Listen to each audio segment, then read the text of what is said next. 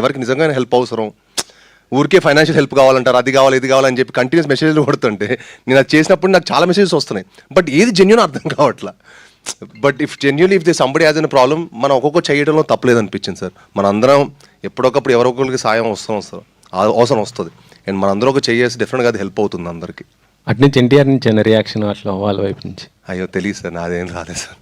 అంటే అన్న నాకు చిన్నప్పటి నుంచి క్లోజ్. నేను 10 years నుంచి నేను ఒక సాలిడ్ కావాల్సిన రేంజ్ హిట్ కొట్టేందుకు నేను ఎప్పుడు బయటకు వెళ్ళడం మానేశాను సార్.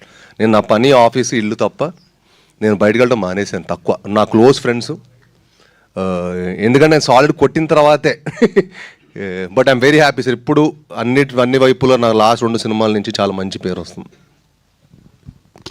సాయి గారు, మీరు అంతకుముందు యాక్షన్ సినిమాలు చాలా సినిమాలు చేశారు, బట్ ఈ సినిమాలో కొంచెం ఎమోషన్ బాగా చేశారనే పేరు వస్తుంది.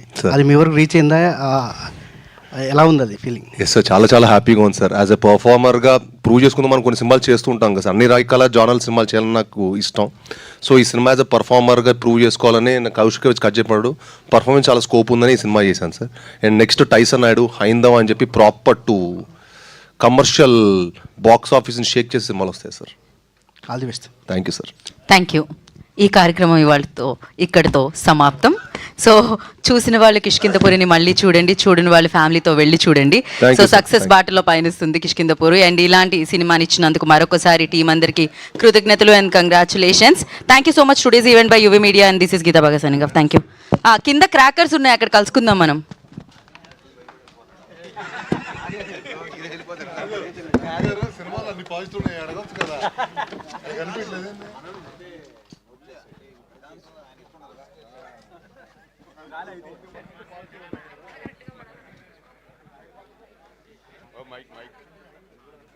మైక్